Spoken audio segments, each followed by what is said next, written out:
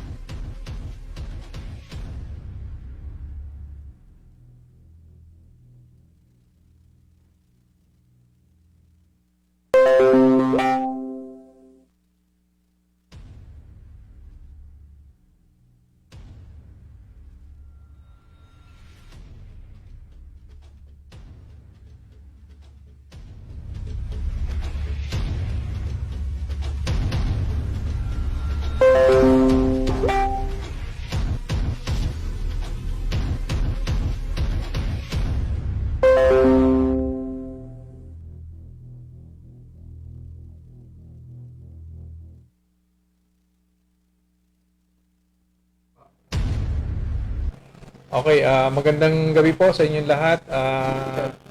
Tayo po ay magbibigay ng update para po sa atin pong lagay ng panahon.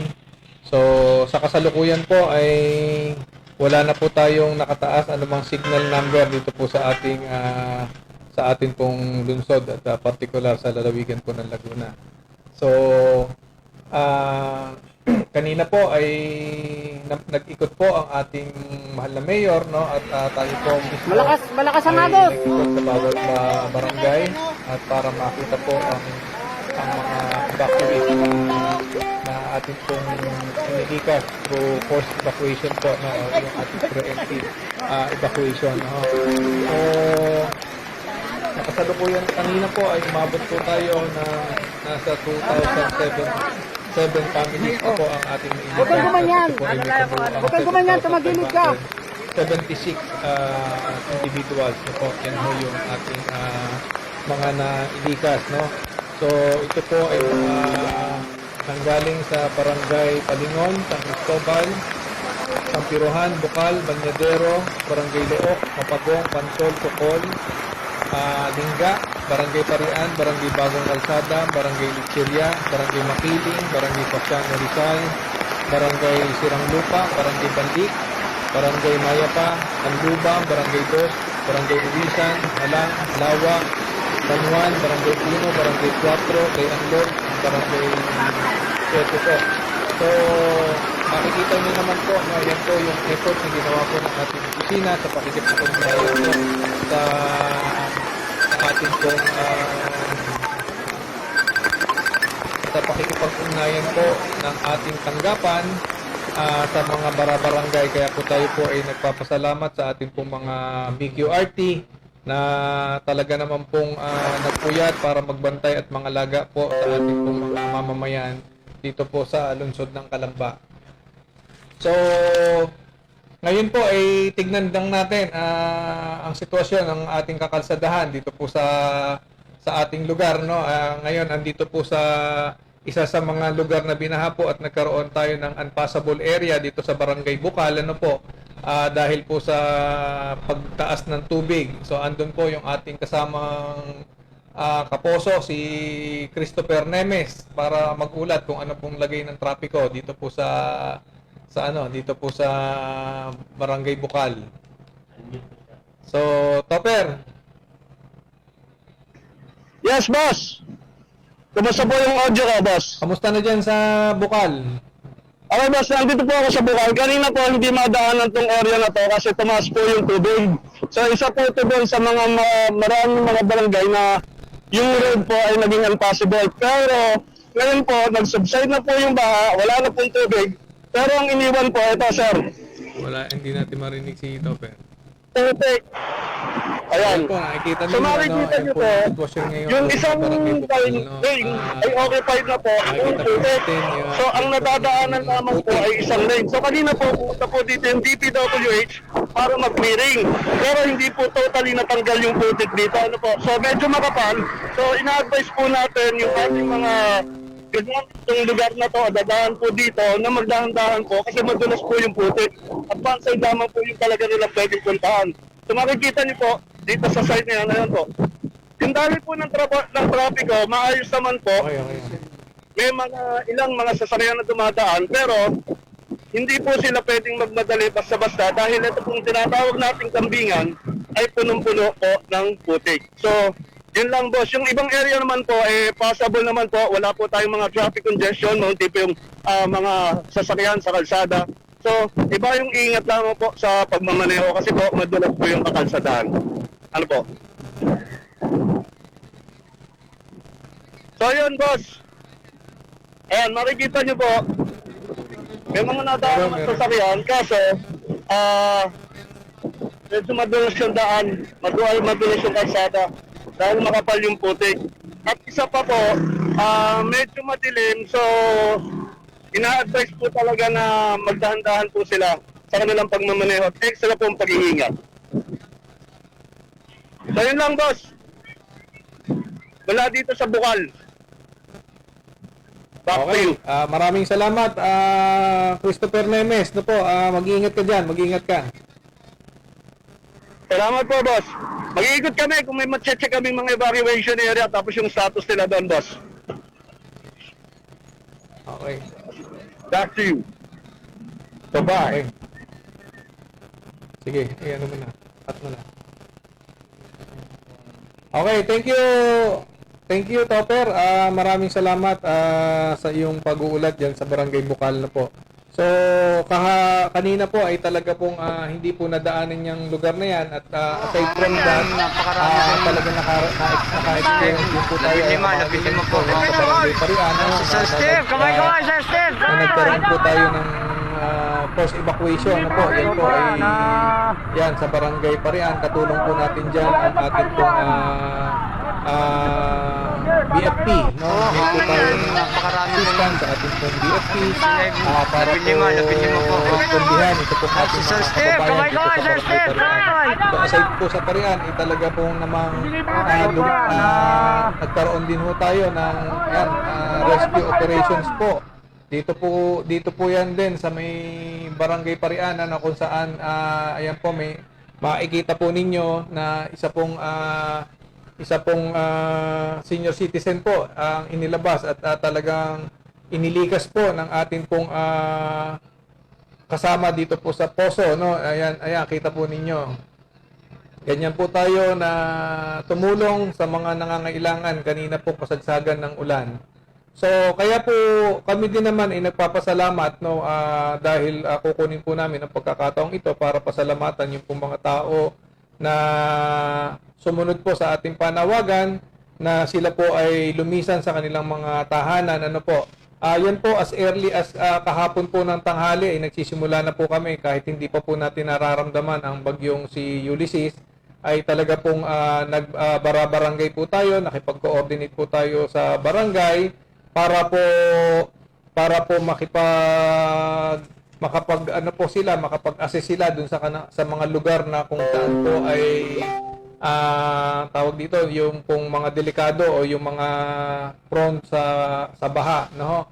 So kanina rin po ay may mga report po tayo, ayan, natanggap na mga nasa peligurong signage, no? At yan po ay agad po naman nating inaksyonan, no po. So makikita po natin ang aksyon ginawa ng ating mga kasama. Dito po yan sa may trade center na muntik ng malaglag po yung yung pong signages at dahil maayos na naman po yung panahon kanina ay tinulungan na po natin na maiayos po yung kanilang signages po. So kanina rin po, ayan, makikita po natin yung pong ating pong mga kasamahan sa Poso ay nagresponde po sa mga tawag po ng mga natumbahan ng puno, yung pong mga bumagsak na puno sa kadahilanan po ng malakas pong hangin, no, at ramdam na ramdam po natin kanina yan, napakalakas po ng hangin, gayon din ang lakas ng ulan na po. So, ayan, makikita po natin yung pong ating pong mga masisipag na LDRRM Special Operation nagtulong-tulong po para po putulin at maiayos ito pong mga punong natumba, no? At kanina rin po kasama rin po natin ang ating mayor. Yan, kasama po natin ang ating mayor Timmy Chipeco na talaga pong personal na pumunta sa atin pong mga evacuation center. Kasama po natin kanina si ABC President Reggie Oliva at ang ating pong City Administrator Attorney Alan Zacarias, no po. Kasama rin po natin ang Department Head po ng General Services Office or GSO, si Ma'am Noemi Talatala, at ang mga kawani po ng atin pong CSSYDO sa pamumuno po ni Ma'am Celine Manabat. So ayan ho, makikita po ninyo yung pagbisita po ng ating mayor sa mga evacuation center na pinuntahan po natin yan San Cristobal, Barangay Parian, Barangay Pasiano at ang Barangay Banlik na po. Bukas naman po ay iikutin po naman natin ito pong Barangay Palingon, Lingga at saka Sampirohan at yung pang mga iba pa pong mga evacuation center para masiguro mabigyan po natin ng food packs, no, at sila naman po ay matulungan po natin sa kanilang pangangailangan. So ngayon po ay patuloy pa rin ang atin pong pag-iikot at sinisigurado po natin yung iba pong mga evacuation center ay nagsara na at nakabalik na po yung atin pong mga kababayan sa kanilang mga tahanan. So ano pa ba yan? So kung mapapansin po natin, medyo maaliwalas na po yung ating panahon dahil nakalabas na po ang bagyong Ulysses dito po sa lalawigan ng Laguna at laki po ang pasasalamat po natin na ayan, kung makikita po ninyo, yun po yung naging sanhi ng putik, no, yung pag-ulan kaya po naging unpassable po ito pong Bukal area, no, na agad naman po na pagkatapos po ng ulan sa pakikipag-ugnayan po sa DPWH ay sila po ay nagsimula ng mag-clearing operation na po. So bukas po ay ipagpapatuloy po natin, ayan din ho, isa sa mga naging sanhi ng kaya hindi naging passable po yung atin pong Barangay Halang ay talagang tumaas din po yung tubig. Kita naman po na ang lahat po ng ilog natin ay nagtaasan dahil sa lakas po ng ulan na galing ng ulan at yung ragasan ng tubig galing itaas na po. So mapapansin nyo rin po yung ating mga traffic enforcer na kahit po naman gabi na o kahit po umuulan ay talaga pong sila ay nasa gitna ng kalsada, no, at nag-a-assist po ng ating trapiko. So yan po yung atin pong mga ginawa kanina. So nagpapasalamat po tayo bagamat marami po tayong evacuees na nailikas, no, at nagpapasalamat naman tayo at wala pong buhay na nagbuwis na po. Dahil yan po yung objective ng ating mayor sa ating pong paghahanda. Mas maigi po na tayo po ay laging sumusunod sa mga panawagan po natin pagdating po ng mga kalamidad at mabilis po natin silang naililikas, no? So may mga natitira pa po tayo sa evacuation center, no, na ito po ay talagang tumaas po yung ating Laguna Lake na kung saan hanggang sa ngayon po ay medyo lumalalim pa. So, may mga reported din po ng mga power interruption. Katunayan po, hanggang sa ngayon, may mga barangay pa po na hindi pa po na-resume or restore yung kanila pong mga kuryente. Paki-comment lamang po dito po sa ating sa live feed na ito para po makita natin kung saan pa po may mga problema ng kuryente. Kindly message us po at ipapalo up po natin sa Meralco. At ang Meralco naman ay hindi po naman nagkukulang sa kanilang trabaho at nakita po naman natin yung kanilang mga ginagawa. So,